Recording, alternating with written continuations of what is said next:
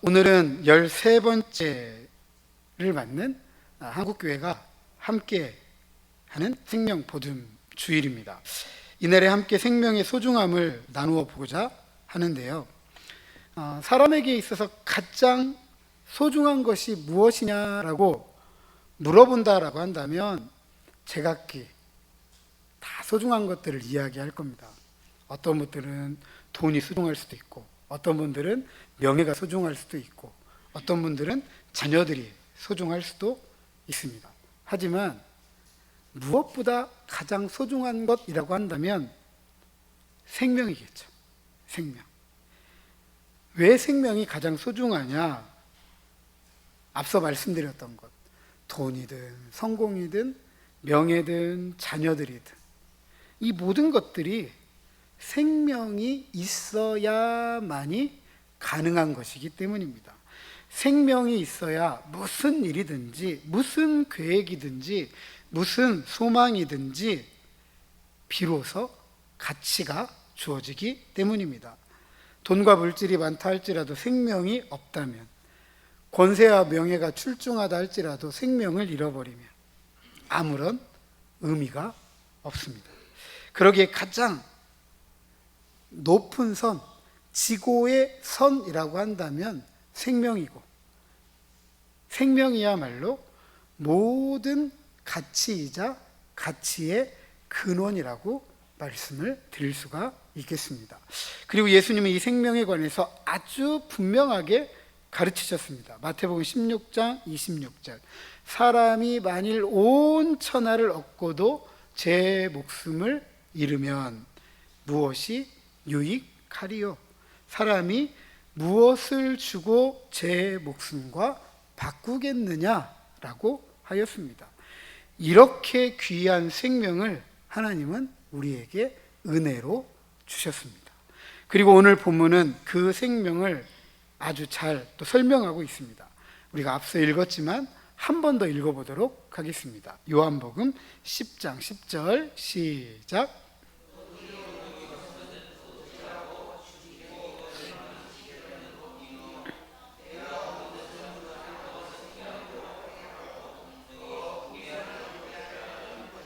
아멘. 예수님께서 이 땅에 오신 목적을 아주 구체적으로 분명하게 밝혀주는 구절입니다.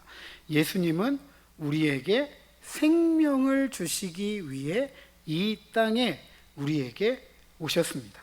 그러기에 이 생명이야말로 우리에게 있어서 더욱 소중하고 중요하고 기독교의 핵심적인 가치이고 개념이라고 말씀을 드릴 수가 있겠습니다. 그런데 이 말씀, 내가 온 것은 양으로 생명을 얻게 하고 더 풍성히 얻게 하려는 것이다 라는 이 짧은 구절이지만 이 구절 안에는 생명에 대해서 두 가지 중요한 이야기를 해주고 있습니다. 첫 번째는 죄로 인해 죽어있는 우리들에게 예수님이 영원한 생명을, 하늘 생명을 주시기 위해 오셨다라는 것입니다.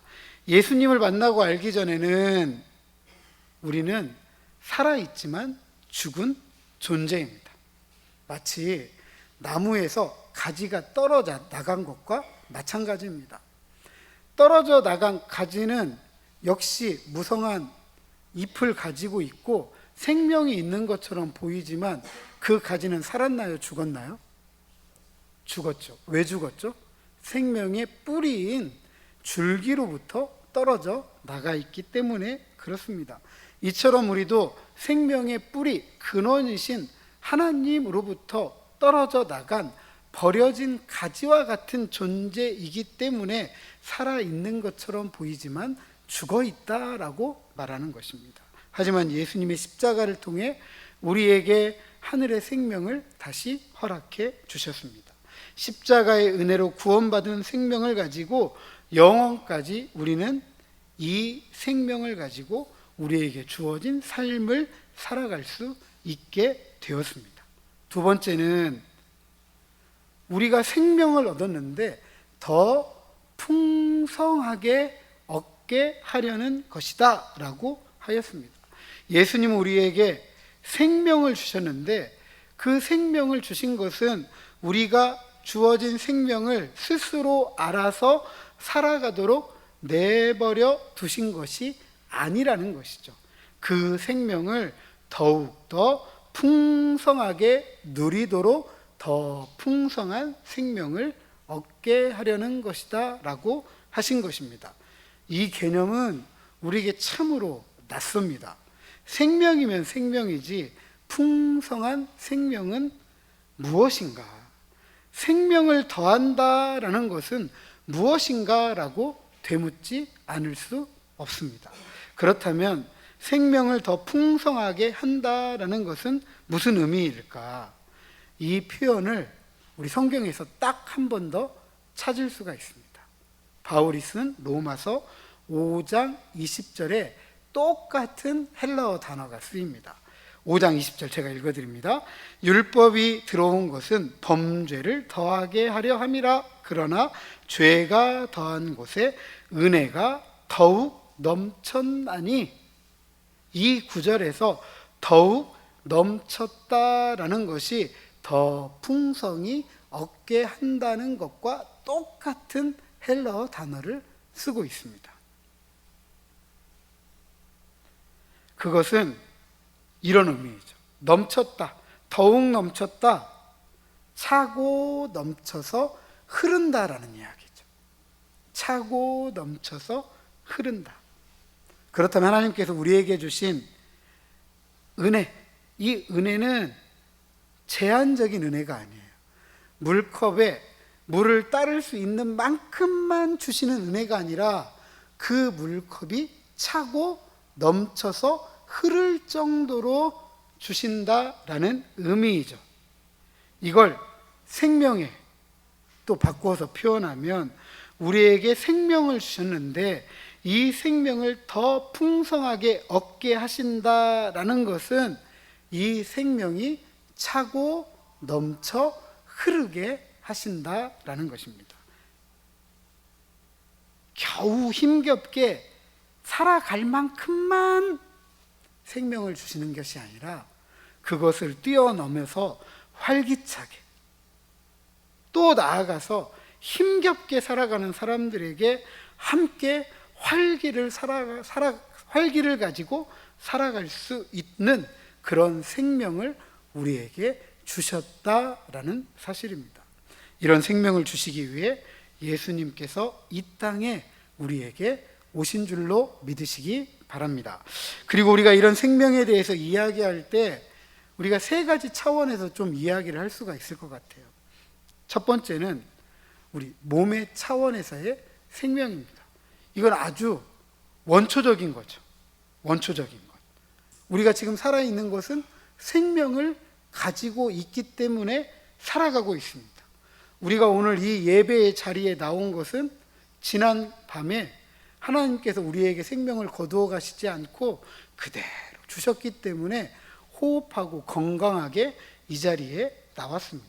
이 몸의 차원의 생명이죠. 이건 가장 기본적인 것입니다. 우리는 이 생명을 유지하기 위해서 먹기도 하고 자기도 하고 쉬고 운동도 합니다. 하지만 진정한 생명은 단순히 먹고 마시고 자고 쉬고 운동하고 이것만은 아닙니다. 그리고 우리는 두 번째로 나아갈 수 있죠. 그것은 우리 정신의 차원, 마음의 차원의 생명입니다. 몸은 건강한데 마음과 정신이 약하거나 병들어서 일상의 삶을 제대로 살아가지 못하는 분들이 있습니다.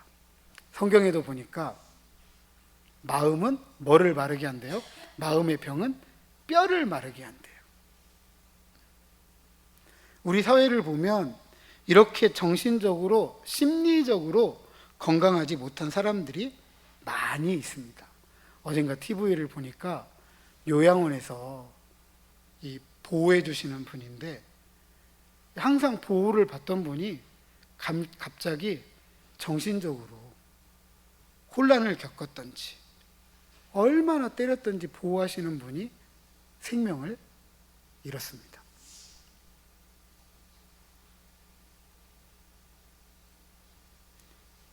오늘 우리 사회는요, 어떤 이유에서인지는 모르지만 집 밖에 나가지 않고 방 안에 틀어박혀 살아가는 일명 은둔형 외톨이들이 참 많습니다. 우리나라에만 30만 명이 넘는데요. 30만 명. 이렇게 마음과 정신이 약하거나 병들게 되면 본인 스스로도 어렵지만 주변 사람들에게도 많은 피해를 주게 됩니다. 그래서 몸의 차원에서의 뿐만 아니라 마음과 정신의 차원에서의 생명도 건강해야 되고 활기차야 됩니다. 그럴 때 힘찬 삶을 살아갈 수 있습니다. 마지막 세 번째로 우리 신앙인들이 말하는 영적인 차원의 생명입니다. 이것은 궁극적이고 절대적인 차원에서의 생명입니다. 왜냐하면 그것은 하나님께서 주시는 것이고 그 생명은 영원한 것과 관계되어져 있기 때문입니다.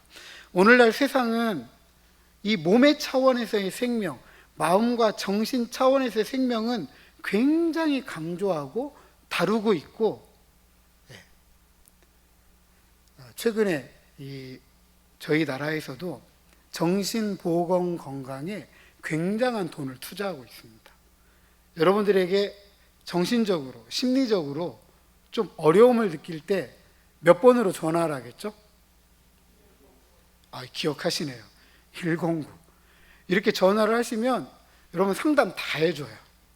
그리고 여러분에게 필요한 조치들을 어떻게 받을 수 있는지 실질적인 방법들, 제안들, 그리고 경제적인 문제라면 경제적인 문제도 해결해 줄 수 있도록 도와줍니다. 굉장히 우리나라에서 많이 투자를 하고 있어요. 그만큼 이 정신적, 심리적 문제로 고통당하는 이웃들이 많다라는 것을 우리 정부에서도 인식하고 있는 거죠.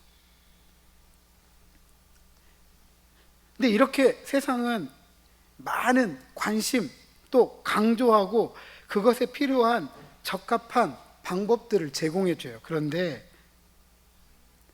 이 영적인 생명의 차원에서는 많은 관심을 잃어버린 것 같습니다. 심지어 교회 안에서도. 몸과 정신과 마음에 대해서는 많은 관심을 갖고 있지만 이 영적인 차원에서의 생명에 대해서는 우리 그리스도인들도 많이 외면하고 있지 않나 이런 생각을 하게 됩니다. 하지만 그리스도인들은 이 영적인 차원의 생명, 영원한 생명에 대해서 강조해야 되고 이야기해야 되고 그것을 가지고 살아가야 합니다. 왜냐하면 이 생명이 오늘 우리들의 삶뿐만 아니라 영원한 삶을 누리도록 보장해 주는 생명이기 때문입니다. 그래서 이 영적인 생명을 누릴 때 비로소 진정한 생명의 차원을 살아간다라고 말할 수 있는 것입니다. 그때 우리는 진정으로 풍성한 생명, 하나님의 생명을 가지고 살아가게 됩니다. 우리 교회는 이 생명, 하나님의 생명을 가지고 하나님처럼 살아가는 하나님의 자녀들이 되시기를 주님의 이름으로 축복합니다. 이처럼 주님께서 우리에게 주신 생명은 풍성한 생명입니다. 이 풍성한 생명, 차고 넘쳐 흐르는 이 생명을 우리는 우리만 누려서는 안 되고 우리 이웃에게 나누어 줄 수 있어야 됩니다. 그것이 죽어가는 우리 이웃들을 생명으로 나아오도록 저들이 구원받도록 생명이 흘러가도록 하는 것입니다. 이것이 주님의 사명이었고 제자들의 사명이었을 뿐만 아니라 오늘 교회에게 주신 사명이기도 합니다. 그리고 이 사명은 교회에게 주신 사명 중에 가장 크고 중요한 사명이죠.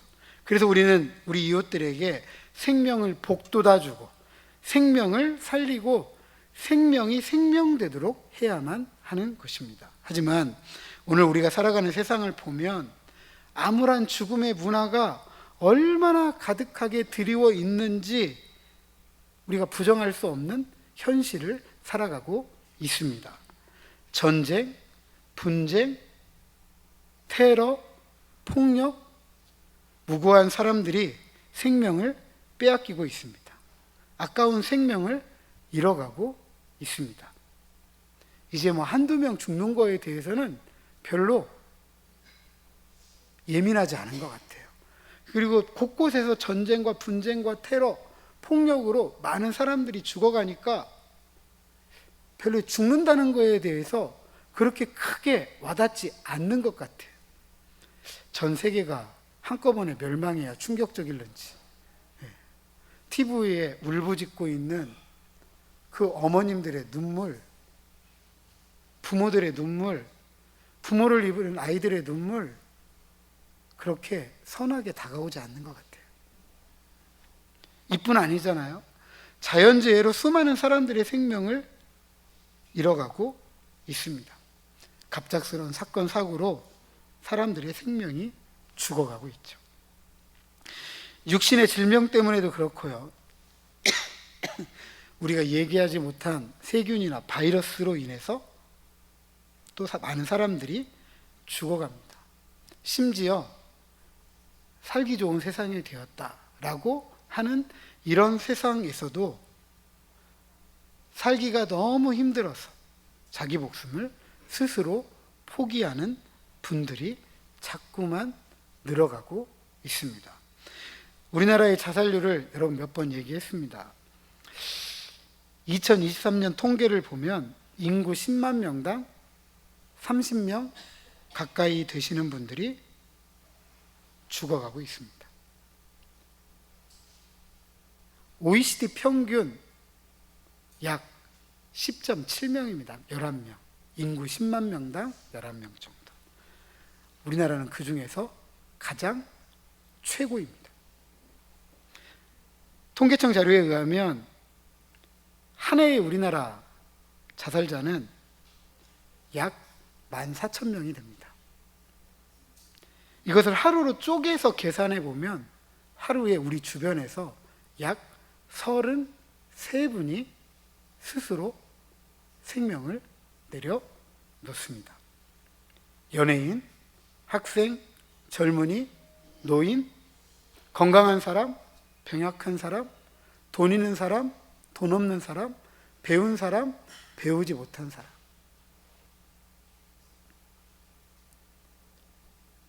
가리지 않습니다.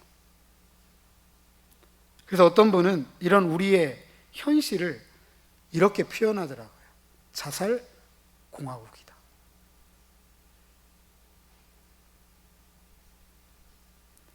갈수록 마음의 여유가 없어지고 자신에게 주어진 자유와 권리가 부정당하고 지나친 경쟁 때문에 삶이 불안하고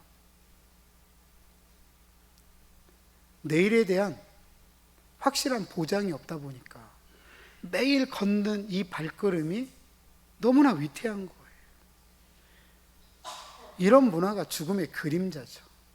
이 죽음의 그림자가 우리 사회, 우리 삶에 얼마나 가득 차 있는지 모릅니다.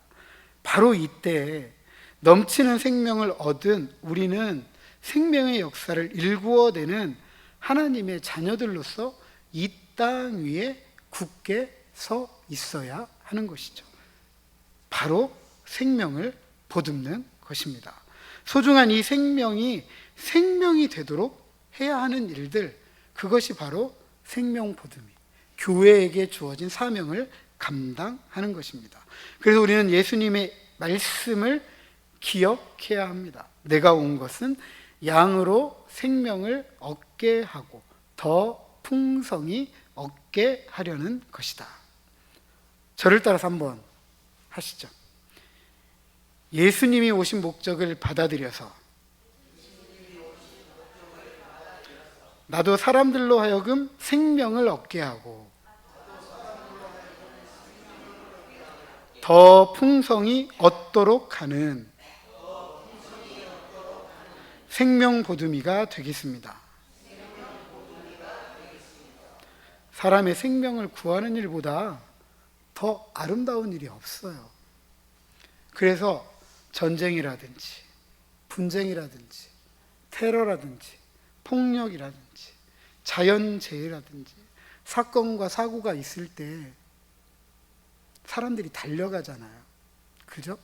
뭐 군인, 공무원, 경찰 뭐 그런 분들 아니더라도 그분들은 마땅히 해야 된다고 하지만 민간인들이 막 달려가잖아요. 그리고 제일처럼 그 일할 때 뭐라고 이야기하죠? 인류애라고 하잖아요. 인류애. 인류애. 인류에 대한 사랑. 이게 사람을 살리는 일이에요. 그 아픔에 있을 때 그분들 보면서 너무나 낙심되고 절망되었는데 내가 다시 힘을 얻습니다. 내가 다시 살아갈 희망을 얻는다라는 이야기를 참 많이 듣게 돼요. 그게 바로 생명을 보듬는 일이에요. 그렇다면 현실적으로 우리가 생명을 살리고 생명이 생명되게 하고 생명을 보듬고 이 생명을 살리는 일을 감당하려면 무엇을 해야 될까? 우리가 우리의 처한 이 환경에서 세 가지만 말씀드리려고 해요. 첫 번째는 저를 한번 따라서 하십니다. 따뜻한 말을 합시다.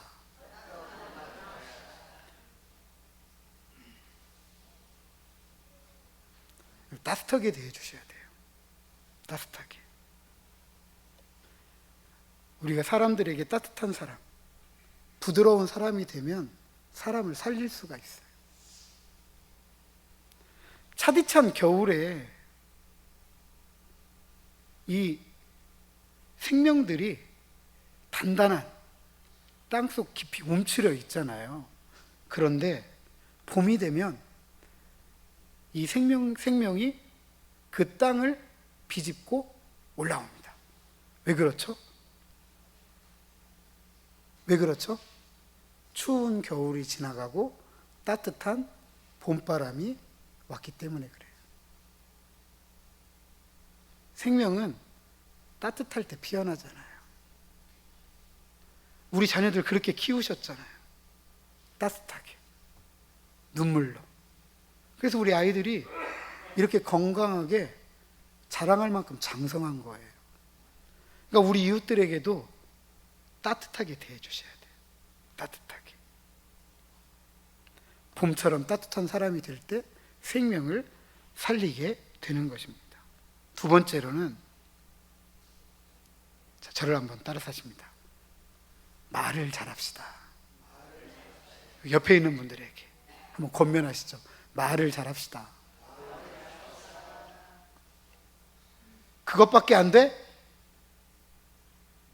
넌 항상 그 모양이야. 참 사람이 형편없네.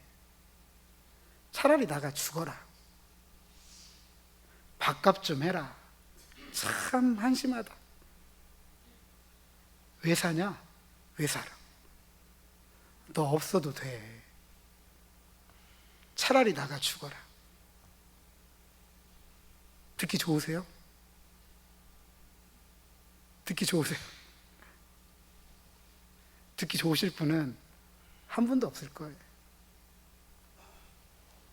이런 말들이 사람을 죽이는 말입니다. 잘하라고 하는 말인데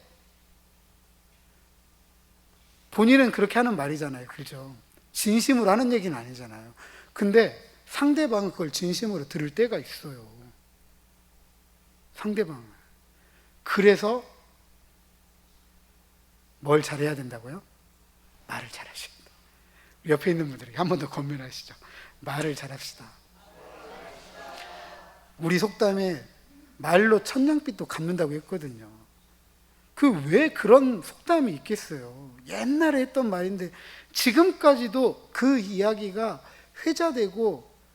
회자되는 이유는 그만큼 중요하다는 얘기예요. 말 한마디는. 말 한마디는.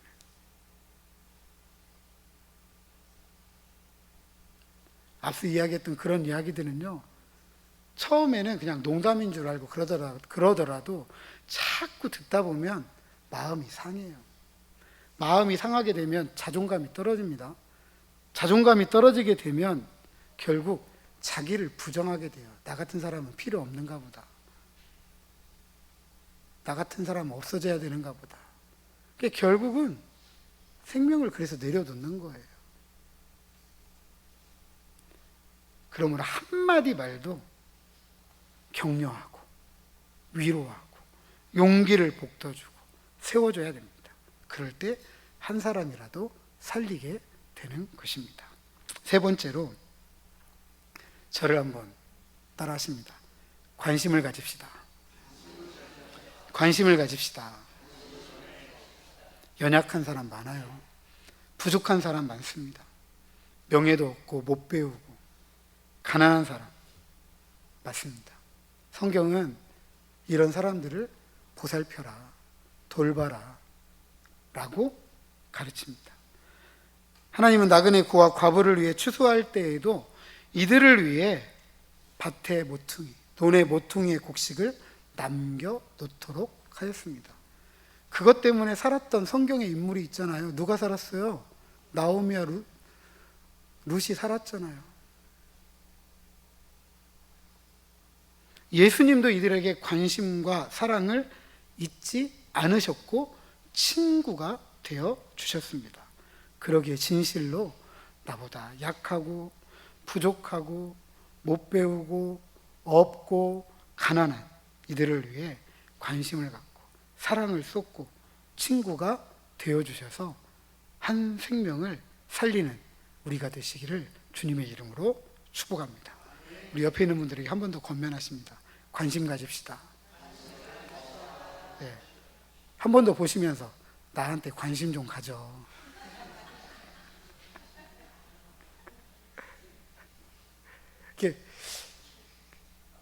우리 성도들은 이제 몇 분이 안 되기도 하고 또 그리고 이 명덕리라는 마을에 오랜 동안 살아오셨잖아요. 그러다 보니까 너무 잘 알아. 제가 오실 때도 뭐라고 했냐면 이렇게 얘기했어요. 누구네 집에 숟가락이 몇 개고 젓가락이 몇 개고 다 안다고. 그리고 실제로 문도 안 잠그시잖아요. 예, 문도 안 잠궈요. 있든 없든 가서 막 쓰고 갖다 주고 뭐 그냥 그럴 정도 되시니까.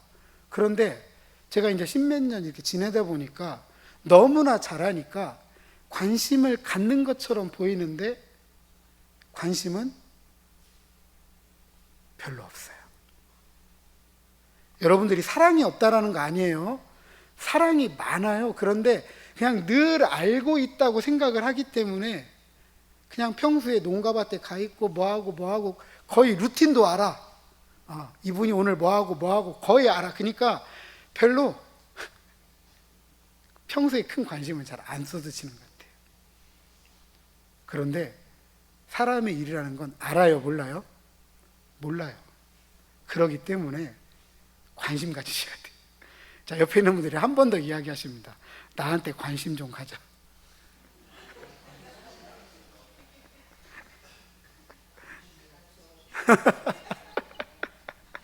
네.